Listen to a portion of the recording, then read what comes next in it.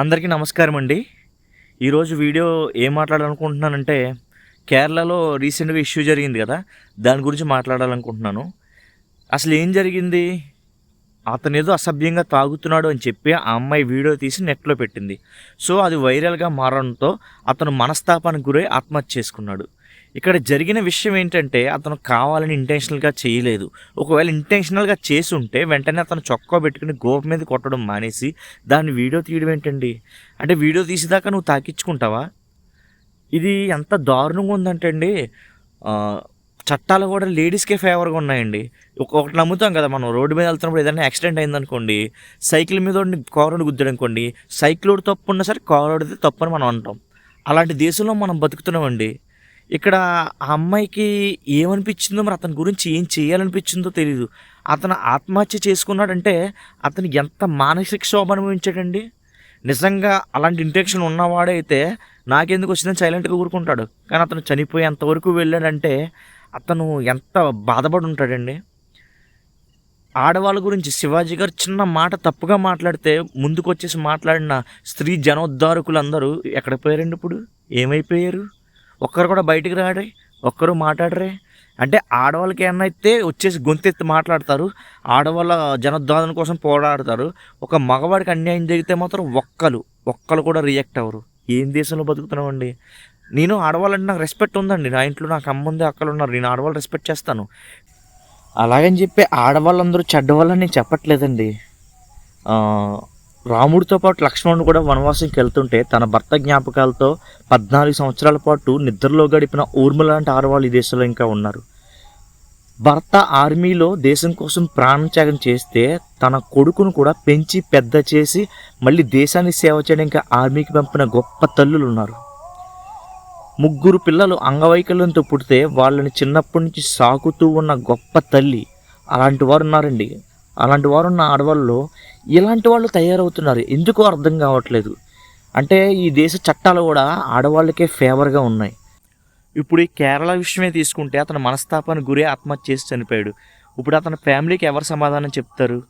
ఒక్కరన్నా ఆ అమ్మాయిని అరెస్ట్ చేయాలి, ఆ అమ్మాయికి శిక్ష పడాలి అని మాట్లాడిన వారు ఒక్కరూ నాకు కనిపించలేదండి. అంటే ఆడవాళ్ళకి అన్యాయం జరిగితేనే మీరు మైకుల ముందుకు వచ్చి మాట్లాడతారు. ఏమండి ప్రకాష్ రాజు గారు, మీరేమైపోయారు? స్త్రీ జనోద్ధారకులు మీరే కదా. అనసూయ గారు ఇప్పుడు మాట్లాడరే? ఒక్క మాట పట్టుకొని ఇంత సీన్ చేశారు కదా. ఒక అమ్మాయి వల్ల ఒక మనిషి చనిపోయాడు, చెయ్యని తప్పుకి చనిపోయాడు. ఇప్పుడు అతని ఫ్యామిలీ గురించి ఎవరైనా ఒక్కరు మాట్లాడుతున్నారా? ఆ అమ్మాయికి శిక్ష పడాలని ఒక్కడన్నా బయటకు వచ్చి మాట్లాడుతున్నారా? అంటే ఆడవాళ్ళకి అన్యాయం జరిగితేనే మీరు ముందుకు వచ్చి మాట్లాడతారు, మగవాళ్ళకి అన్యాయం జరిగితే ఒక్కరు పట్టించుకోరు. అంటే మగవాడంటే సంపాదించడం, ఫ్యామిలీని చూసుకోవడం. అలా మొగుడు ఆఫీస్కి వెళ్ళగానే ఇంకొకరిని పిలిచి ఎంజాయ్ చేసే ఆడవాళ్ళు కూడా ఉన్నారు ఈ దేశంలో. ఇదంతా చూస్తుంటే మహిళా కమిషన్ పెట్టినట్టే పురుషులు కూడా పురుషుల కమిషన్ పెట్టాల్సి వచ్చేలా ఉందండి. ఎందుకంటే పురుషులకి న్యాయం దొరకడం చాలా కష్టం అయిపోయింది. గాంధీ గారు చెప్పారు కదా, ఆడది అర్ధరాత్రి ఒంటరిగా తిరిగినప్పుడే దేశానికి స్వతంత్రం వచ్చిందని. కానీ ఇప్పుడు అది మారిపోయిందండి. మగవాళ్ళు భార్యల చేతుల్లోంచి, ప్రియురాల చేతుల్లోంచి బతికి బట్టగడి ప్రాణాలతో బ్రతికితే దేశానికి స్వతంత్రం వచ్చినట్టు భావించాల్సిన పరిస్థితి వచ్చిందండి. ఇప్పుడు కొంతమంది వచ్చి మాట్లాడతారు, ఆ అమ్మాయి మైనారిటీకి చెందింది, ముస్లిం మతానికి చెందింది అని చెప్పి మాట్లాడతారు. నాకు ఒకటి అర్థం కాదు. తప్పు చేసిన వాళ్ళకి కులము మతం ఏంటంటే, తప్పు చేసినాడే వాడికి శిక్ష పడాల్సిందే. కొంతమంది పొలిటీషియన్స్ చూస్తూ ఉంటాం, వాళ్ళు స్కాములు చేసినప్పుడు ఏముండదు, కానీ స్కాములు చేసి దొరికిపోయిన తర్వాత నేను పలానా కులం వాడిని, ఆ కులం మీద జాడి జరుగుతుందని చెప్పి మాట్లాడతారు. సో కులం పేరు పెట్టుకొని ఎప్పుడూ అడ్డం పెట్టుకోకండి. తప్పు చేస్తే శిక్ష పడాలి. న్యాయం ముందు అందరూ సమానమే. ఆడైనా మగైనా ఎవరైనా న్యాయం ముందు సమానమే. కానీ అది జరగట్లేదు, సమన్యాయం జరగట్లేదు. అదే ఇప్పుడు వచ్చిన బాధ. ఒక అమ్మాయి ఎవరన్నా అబ్బాయి మీద పగ తీర్చుకోవాలని చెప్పి అనుకుందంటే ఆ అమ్మాయి ఏం చేయక్కర్లేదు. డైరెక్ట్గా పోలీస్ స్టేషన్కి వెళ్ళి నన్ను ఇబ్బంది పెట్టాడో లేదా నన్ను పాడు చేశాడో అని చెప్పి కంప్లైంట్ ఇస్తే చాలు. అది నిజమో కాదు, అది చేశాడో లేదో కూడా కనుక్కోకుండా వాడిని అరెస్ట్ చేసిన సందర్భాలు చాలా ఉన్నాయి. మనం చూసామండి ఈ మధ్యలో ఆడవాళ్ళు చాలా రంగాల్లో ముందుంటున్నారు. రీసెంట్గానే వరల్డ్ కప్ సాధించారు ఇండియాకి. అండ్ ఒక అమ్మాయి అథ్లెటిక్స్లో ఒలింపిక్స్లో గోల్డ్ మెడల్ తెచ్చింది ఇండియాకి. అలా బ్లైండ్ అమ్మాయిలు వాళ్ళు కూడా వరల్డ్ కప్ సాధించారు ఇండియాకి. అలాగే ప్రతి విషయంలో ఆడవాళ్ళు ముందుంటున్నారండి. ప్రతి విషయంలో, అది మంచి అయినా చెడైనా రెండట్లు కూడా ఆడవాళ్ళు మేము ఉన్నాం అంటున్నారు. భర్తని అలీమున్ అని చెప్పి తీసుకెళ్ళి మేఘాలయలో చంపేసిన కేసు ఏమైందో తెలియదు. ప్రియుడి మోజులో 3 పిల్లలకి విషం పెట్టి చంపిన తల్లి కేసు ఏమైందో ఇప్పటికీ దిక్కులేదు. అదే పని ఒక మగవాడు చేస్తుంటే దేశం మొత్తం దద్దరిల్లిపోయేది. వాడికి ఉరిశిక్ష పడేలా చేసేవారు, లేదా వాడంతట వాడే ఆత్మహత్య చేసుకునేలా చేసేవారు. కానీ అదే విషయం ఆడవాళ్ళు ఎందుకు జరగట్లేదు? ఆ సాఫ్ట్ కార్నర్ ఎందుకు వస్తుంది ఆడవాళ్ళని? తప్పు చేసిన ఆడవాళ్ళైనా మగవాళ్ళైనా ఒకటే, శిక్ష పడాల్సిందే. కానీ మేము ఆడవాళ్ళం అని చెప్పి ఒక కార్డు తీసుకొస్తున్నారండి.